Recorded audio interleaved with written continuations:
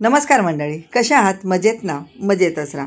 हिवाळा आला की आपल्या प्रत्येकाच्या घरी मेथीचे लाडू बनवले जातात.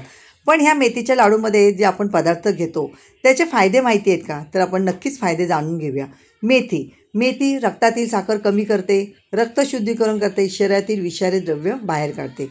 संधिवात असेल, वेदना असतील, सूज असेल, सांधेदुखी असेल ते कमी करते. मखाण्यामध्ये सर्वात जास्त कॅलरीज असतात आणि शारीरिक कमजोरी दूर करते. तर बदाम घेतले, बदामामध्ये स्मरणशक्ती वाढवते, कोलेस्ट्रॉल कमी करतं, त्वचा उजळते, हाडे मजबूत होतात, कॅल्शियम भरपूर प्रमाणात असतात. तर काजू घेतले तर काजूमध्ये जास्त प्रमाणात प्रोटीन असतात, थकवा कमी करतो आणि काजूचं सेवन नक्कीच करावं.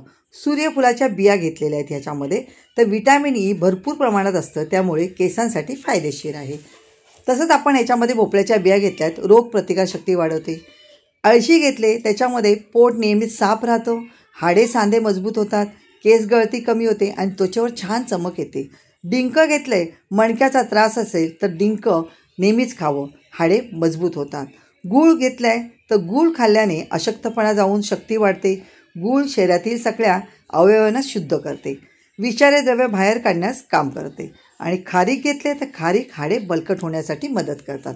तर असे मेथीचे लाडूचे फायदे आहेत, नक्कीच करून बघा.